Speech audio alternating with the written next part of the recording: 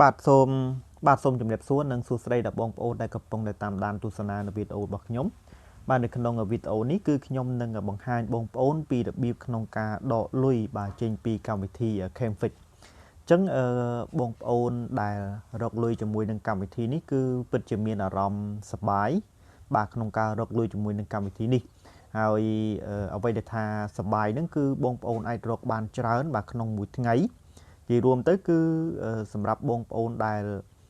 មានពេលច្រើនសម្រាប់ការរកលុយជាមួយនឹងកម្មវិធីនេះបងប្អូនអាចរកបានចាប់ពី5ទៅ10ដុល្លារក្នុងមួយថ្ងៃហើយបើសិនជាបងប្អូនមិនសូវមានពេលទេបងប្អូនអាចលេងបានមួយថ្ងៃ2-3ដុល្លារបានយ៉ាងធូរបាទអញ្ចឹងបងប្អូនដែលចង់ដឹងពីរបៀបក្នុងការដកលុយបាទបងប្អូនអាចតាមដានជាមួយនឹងខ្ញុំទាំងអស់គ្នានៅក្នុងវីដេអូនេះ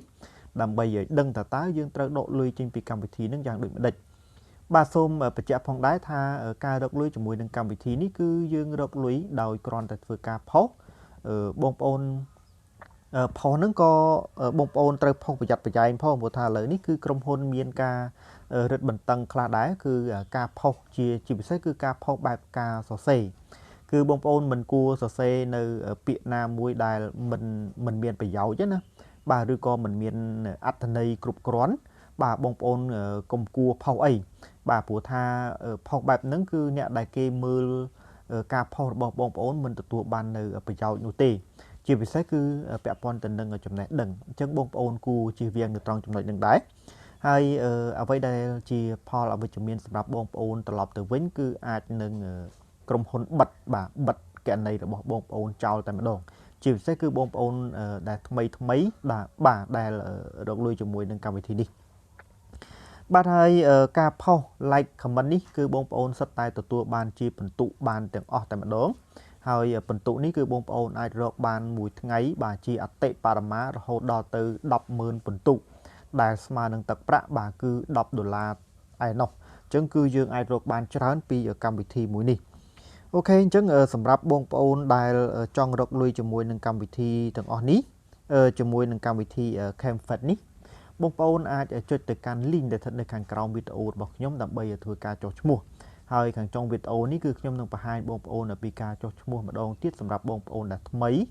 បាទដែលចង់រកលុយជាមួយនឹងកម្មវិធីនេះព្រោះថាកម្មវិធីនេះគឺយើងដកបានពិតប្រាកដបាទដកបានពិតប្រាកដមែនហើយជាទូទៅគឺក្រុមហ៊ុនធ្វើការផុសនៅវិក័យប័ត្របាទជារៀងរាល់ថ្ងៃសម្រាប់អ្នកដែលគាត់បានដកលុយជោគជ័យបាទជាក់ស្ដែងដូចនៅក្នុងនេះអីគឺបាទក្រុមហ៊ុនបានធ្វើការផុសនៅវិក័យប័ត្របាទចំពោះអ្នកដែលគាត់បានដកលុយពីកម្មវិធី Camfect នេះអូខេអញ្ចឹងឥឡូវគឺកុំឲ្យខាត់ពេលយូរខ្ញុំនឹងបង្ហាញបងប្អូនពីការដកលុយបាទអញ្ចឹងបងប្អូននេះចូលទៅត្រង់កន្លែង track 3បាទផ្នែកខាងលើបាទបងប្អូនចុចត្រង់កន្លែង track 3នឹងមកបាទហើយបន្តមកទៀតគឺបងប្អូននឹងឃើញហើយបាទត្រង់កន្លែង earning បាទត្រង់កន្លែង earning អញ្ចឹងបងប្អូនចុចមកនៅត្រង់កន្លែង earning មកបងប្អូននឹងឃើញមានបាទមាន my affiliate បាទមាន current balance មាន my point មាន transaction បាទហើយអញ្ចឹងត្រង់កន្លែងដែលយើងត្រូវដកលុយនេះគឺបងប្អូនត្រូវចុចត្រង់កន្លែង current balance បាទត្រង់កន្លែង current balance បាទអញ្ចឹងបងប្អូនចុចនៅត្រង់កន្លែងហ្នឹងមកអូខេនៅពេលដែលបងប្អូនចុចមកដល់ត្រង់កន្លែងហ្នឹងគឺនេះវានឹងចេញចំនួនទឹកប្រាក់របស់យើងបាទគឺចំនួនទឹកប្រាក់បងប្អូនមានប្រមាណគឺវាបង្ហាញឲ្យយើងឃើញទាំងអស់តែម្ដងហើយនេះគឺជាចំនួនទឹកប្រាក់របស់ខ្ញុំបាទគឺ$29.47សេនកន្លះហើយត្រង់កន្លែង withdraw method នេះគឺបងប្អូននឹងឃើញអក្សរ PayPal ហើយបាទហើយបងប្អូនអាចដកតាមរយៈធនាគារ ABA ក៏បាន Wing ក៏បានដែរបាទគឺដកបាន2ណាហើយអញ្ចឹងបងប្អូននេះចុចនៅត្រង់កន្លែងនេះក្នុងករណីដែលបងប្អូនចង់ដកជាមួយនឹងធនាគារតែបើសិនជាបងប្អូនចង់ដកជាមួយនឹង PayPal គឺបងប្អូនចុចពាក្យថា request withdraw តែម្ដងបាទអញ្ចឹងខ្ញុំមកដកតាម PayPal ទេបាទខ្ញុំមកដកតាម PayPal ទេដូច្នេះខ្ញុំត្រូវចុចត្រង់កន្លែង withdraw method បាទខ្ញុំចុចនៅត្រង់កន្លែងហ្នឹងបាទអញ្ចឹងបន្ទាប់មកនេះគឺវានឹងឲ្យបងប្អូនរើសនៅ bank មួយទៀតបាទអញ្ចឹងបងប្អូនចុចគ្រីសនៅខាងក្រោមនេះមកបាទចុច bank នឹងមកបាទអូខេអញ្ចឹងបងប្អូនចុចនៅត្រង់កន្លែងហ្នឹងគឺវានឹងនាំយើងចូលមកកាន់ទម្រង់នេះតែម្ដងបាទនេះគឺជាទម្រង់ដែលបងប្អូនត្រូវតែធ្វើការបំពេញខាងលើគឺបាទ withdraw method អាហ្នឹងគឺ bank បាទធនាគារហើយនេះគឺជាចំនួនទឹកប្រាក់បាទចំនួនទឹកប្រាក់គឺ$29. បាទ475បាទហើយខាងក្រោមបាទខាងក្រោមគឺពាក់ព័ន្ធទៅនឹង ABA Bank ឬក៏ Wing Account បាទមានន័យថានៅត្រង់កន្លែងនេះបងប្អូនត្រូវតែធ្វើការបំពេញនៅលេខគណនីធនាគារបងប្អូនបាទបងប្អូនមាន ABA បងប្អូនដាក់លេខគណនី ABA របស់បងប្អូនមកបាទបងប្អូនមាន Wing បងប្អូនវាបញ្ចូលលេខគណនី Wing របស់បងប្អូនបាទអញ្ចឹងត្រង់នេះគឺលេខគណនីបាទបន្ទាប់មកគឺ your country បាទត្រង់នេះបងប្អូនត្រូវសរសេរដាក់ថា Cambodia បាទ Cambodia ណាបាទហើយបងប្អូន scroll ទៅក្រោមតិចទៀតបាទ scroll ទៅក្រោមតិចទៀតបងប្អូននឹងឃើញពាក្យថា full name បាទត្រង់កន្លែងនេះគឺគេប្រាប់ថា your bank account ឬក៏ Wing name អញ្ចឹងត្រង់នេះគឺឈ្មោះបាទឈ្មោះគណនីបាទធនាគាររបស់បងប្អូនអញ្ចឹងបងប្អូនមានបាទមានគណនីគឺបងប្អូនប្រកាសជាមានឈ្មោះនៅក្នុងហ្នឹងហើយអញ្ចឹងឧទាហរណ៍ថាបងប្អូនមានឈ្មោះមានគណនី ABA បងប្អូនប្រកាសជាមានឈ្មោះរបស់បងប្អូននៅក្នុងគណនី ABA ហ្នឹងហើយអញ្ចឹងបងប្អូនត្រូវតែមើលឈ្មោះបងប្អូនហ្នឹងមកបាទបន្ទាប់មកបងប្អូនត្រូវតែយកមកបំពេញនៅត្រង់កន្លែងហ្នឹងហើយបន្ទាប់មកបាទសម្រាប់ Swift code នេះបាទ Swift code នេះគឺចំពោះ ABA បាទបងប្អូនអាចចូលទៅកាន់ឥឡូវចេះត្រង់កន្លែង Swift code គឺខ្ញុំនឹងបង្ហាញបងប្អូនតិចទៀតណាបងប្អូនអាចធ្វើការបំពេញបានហើយបន្ទាប់មកចំពោះ Wing វិញបាទចំពោះ Wing នៅត្រង់កន្លែងនេះគឺខ្ញុំមិនទាន់ច្បាស់ទេបងប្អូនអាចសួរទៅកាន់ក្រុមហ៊ុនផ្ទាល់បាទចំពោះ Wing ណាបាទត្រង់កន្លែងនេះគឺខ្ញុំអត់ច្បាស់ទេណាបាទប៉ុន្តែ ABA គឺច្បាស់នៅត្រង់កន្លែងហ្នឹងគឺខ្ញុំនឹងប្រាប់បងប្អូនហើយ address នេះគឺអាសយដ្ឋានរបស់យើងបាទអាសយដ្ឋានរបស់យើងណាបាទអូខេឥឡូវចេះខ្ញុំបង្ហាញបងប្អូនតែម្ដងនេះគឺអញ្ចឹងណាខាងលើគឺ bank បាទត្រូវហើយនេះគឺជាចំនួនទឹកប្រាក់ដែលយើងចង់ធ្វើការដកអញ្ចឹងខ្ញុំដកត្រឹមតែ$29ទេហើយនេះគឺជាបាទលេខគណនីរបស់យើងបាទលេខគណនី ABA ឬក៏លេខគណនី Wing បាទហើយ country នេះបាទយើងយក Cambodia បាទបងប្អូនសរសេរតាមខ្ញុំចឹងមកបាទយក Cambodia បាទហើយបន្តមកទៀតបាទត្រង់កន្លែងនេះយក bank account ឬក៏ Wing name បាទអញ្ចឹងត្រង់កន្លែងនេះគឺគេឲ្យយើងទៅសេឈ្មោះរបស់យើងបាទឈ្មោះគណនីរបស់យើងបាទអញ្ចឹងឈ្មោះគណនីរបស់ខ្ញុំគឺមានឈ្មោះថាបែបហ្នឹងបាទមានឈ្មោះថាមីសាសហ្នឹងបាទហើយបន្តមកទៀតបាទត្រង់កន្លែង Swift code បាទ Swift code នេះគឺចំពោះ ABA បងប្អូនទៅសេដូចខ្ញុំចឹងមកគឺ ABA AK8PP បាទបងប្អូនសរសេរតាមខ្ញុំអានឹងចំពោះ ABA តែចំពោះ Wing គឺខ្ញុំអត់ច្បាស់ទេបាទបងប្អូនត្រង់នេះអធិស្ឋានផងហើយត្រង់នេះគឺជាអាសយដ្ឋានរបស់យើងបាទអាសយដ្ឋានរបស់យើងអញ្ចឹងបងប្អូនអាចសរសេរទៅដាក់ខេត្តរបស់បងប្អូនឬក៏ឃុំឬក៏ស្រុកដែលបងប្អូនរស់នៅអញ្ចឹងណាបាទអញ្ចឹងបងប្អូនធ្វើការបំពេញទៅបន្ទាប់មកបងប្អូនត្រូវចុចពាក្យថា request withdraw បាទ request withdraw អញ្ចឹងបងប្អូនចុចនៅត្រង់កន្លែងហ្នឹងមកបាទពេលដែលបងប្អូនចុចថា request withdraw បាទនេះគឺវានឹងចេញពណ៌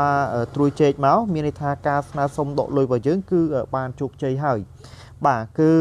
យើងរងចាំបាទរងចាំតែក្រុមហ៊ុនគេធ្វើការទូទាត់ឲ្យយើងអញ្ចឹងការទូទាត់នេះវាអាចអ្នកខ្លះគឺគេដកលឿនមែនតើបាទក្នុងមួយថ្ងៃគឺគេនឹងទទួលលុយនឹងបានបាទប៉ុន្តែអ្នកខ្លះបាន2ថ្ងៃអញ្ចឹងទៅអ្នកខ្លះ3ថ្ងៃអញ្ចឹងទៅបាទទៅតាមការមើលឃើញរបស់ក្រុមហ៊ុនគាត់អាចទូទាត់បានលឿនឬក៏យឺតយ៉ាវតែប៉ុណ្្នឹងឯងអូខេអញ្ចឹងឥឡូវគឺខ្ញុំនឹងបង្ហាញបងប្អូនពីរបៀបក្នុងការចុះឈ្មោះបន្តិចសិនបាទសម្រាប់បងប្អូនដែលចង់រកលុយជាមួយនឹងកម្មវិធីមួយនេះសម្រាប់បងប្អូនដែលចុចទៅកាន់ link ដែលស្ថិតនៅខាងក្រោមវីដេអូរបស់ខ្ញុំបាទគឺវានឹងចេញបែបនេះឲ្យយើងបាទបន្តមកបងប្អូនទៅចុច allow នៅត្រង់នេះណាបងប្អូនចុច allow ត្រង់នេះមកបាទហើយបន្តមកទៀតគឺបងប្អូននេះត្រូវចុច got it នេះឲ្យបាត់សិនណាបាទនេះចុចខាងក្រោមហ្នឹងចុចឲ្យបាត់វាមកបាទបន្តមកនេះគឺវានឹងចេញតម្រងពេញឲ្យបងប្អូនចេះណាអញ្ចឹងបងប្អូនត្រូវតែធ្វើការបំពេញ username បាទ username គឺសំខាន់ណាបាទអញ្ចឹងបងប្អូនត្រូវតែបំពេញ username របស់បងប្អូនបានត្រឹមត្រូវហើយបងប្អូនសរសេរមិនចាំបាច់ដកឃ្លាទេបាទនេះ email បាទ email របស់បងប្អូនបាទនេះគឺលេខកូដសម្ងាត់បាទ password បាទ confirm password អញ្ចឹងលេខកូដសម្ងាត់ពីខាងលើហ្នឹងគឺជាលេខកូដសម្ងាត់ដូចគ្នាខាងលើបងប្អូនបំពេញយ៉ាងម៉េចខាងក្រោមបំពេញដូចគ្នាចឹងមកបាទហើយបាទត្រង់កន្លែង female បាទនេះគឺបងប្អូនអាចរើសភេទបានត្រង់កន្លែង gender ហ្នឹងបាទបងប្អូនយក female សម្រាប់មនុស្សស្រីហើយ male គឺសម្រាប់មនុស្សប្រុសបន្តមកបងប្អូនទៅចុចគ្រីសនៅត្រង់កន្លែងនេះណាបងប្អូនទៅចុចគ្រីសនៅត្រង់នេះបាទចេះខ្ញុំមានគំរូបង្ហាញបងប្អូនណានេះគំរូណា បាទហើយតមកបងប្អូនមើលបំពេញរួចអស់ហើយបងប្អូនគ្រីសអីហើយបងប្អូនទៅចុចពាក្យ let's go នៅខាងក្រោមនេះណាបងប្អូនចុចនៅត្រង់កន្លែងហ្នឹងមកបាទហើយបន្ទាប់មកបងប្អូនចុច allow នេះទៀតមកបាទចុច allow មកបាទអញ្ចឹងមកដល់ត្រង់នេះបងប្អូនទៅចុច save បាទ save password របស់យើងបាទចុច save ទៅបាទហើយបន្ទាប់មកនេះនៅត្រង់កន្លែងហ្នឹងបងប្អូនដាក់រូបថតបងប្អូនមកបាទយើងចុចត្រង់កន្លែងរូបកាមេរ៉ាហ្នឹងបាទចុចត្រង់កន្លែងរូបកាមេរ៉ាហ្នឹងមកបាទអញ្ចឹងវានឹងឲ្យបងប្អូនធ្វើការរើសនៅរូបភាពហើយអញ្ចឹងយើងខ្ញុំរើសយករូបភាពរបស់ខ្ញុំបាទបន្ទាប់មកនេះចុចចេញគ្រីហើយបន្ទាប់មកនេះបងប្អូនចុចដាន់ខាងលើណាចុចដាន់ខាងលើហ្នឹងមក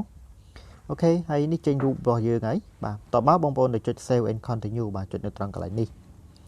បាទអញ្ចឹងនៅត្រង់កន្លែងនេះគឺវានឹងឲ្យបងប្អូនធ្វើការបំពេញនៅឈ្មោះតកូលបាទឈ្មោះបងប្អូនប្រទេសហើយយកថ្ងៃខែឆ្នាំកំណើតបាទអញ្ចឹងបងប្អូនធ្វើការបំពេញឲ្យអស់មកអញ្ចឹងនេះគឺខ្ញុំសូមធ្វើការបំពេញអស់ហើយបាទមានឈ្មោះរបស់ខ្ញុំបាទហើយប្រទេសហើយថ្ងៃខែឆ្នាំកំណើតបាទតមកបងប្អូនចុច save and continue បាទបងប្អូនចុចនៅត្រង់កន្លែងហ្នឹងបាទអញ្ចឹងវានឹងនាំយើងចូលមកកាន់ website ហ្នឹងហើយចូលមកកាន់កម្មវិធីហ្នឹងហើយបងប្អូនអាចចូលទៅកាន់ទៅ download បាទបងប្អូនអាចចូលទៅ download នៅក្នុង Play Store បាទហ្នឹងនៅពេលដែលបងប្អូនចុះឈ្មោះរួចហើយណាបាទអញ្ចឹងបងប្អូនចូលទៅកាន់ Play Store មកបាទហើយបងប្អូនវាយពាក្យថា Camfect បងប្អូននេះវាយពាក្យថា Camfect មក C A M F E C T បាទ Camfect បាទបងប្អូនចុច search វាមកហើយបងប្អូននេះយកខាងក្រោម Camfect suit នេះ Camfect suit បាទបងប្អូនយកខាងក្រោមគេនឹងមកបាទបន្ទាប់មកវានឹងឲ្យអញ្ចឹងណាវានឹងឲ្យចេះឲ្យបងប្អូន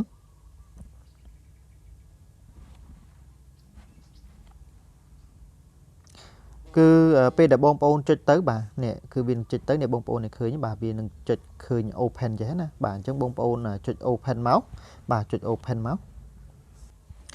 បាទអញ្ចឹងនៅពេលដែលបងប្អូនចុច open មកបាទនេះគឺបងប្អូនត្រូវតែធ្វើការ log in ចូលទៅក្នុងកម្មវិធីហ្នឹងអញ្ចឹង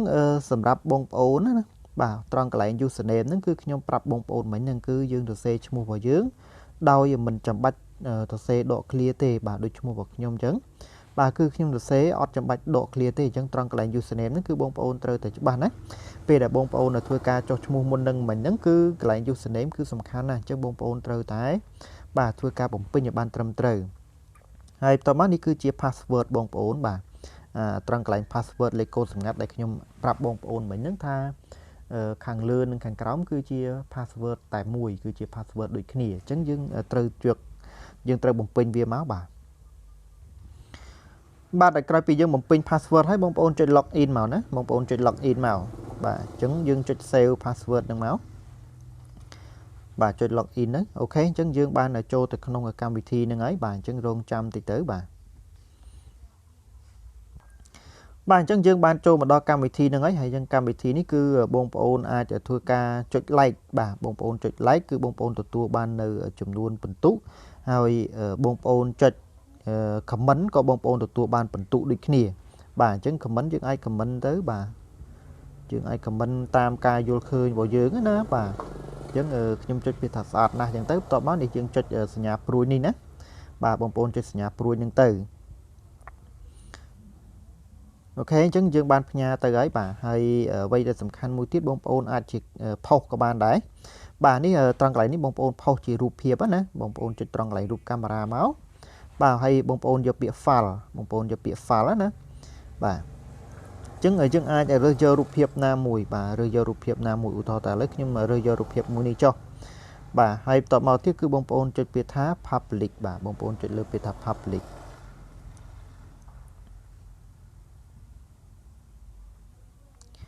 បាទអ៊ីនធឺណិតខ្ញុំយ៉ាង slow អញ្ចឹងយើងយឺតយ៉ាងតិចណាបងប្អូនអធិស្ឋានផង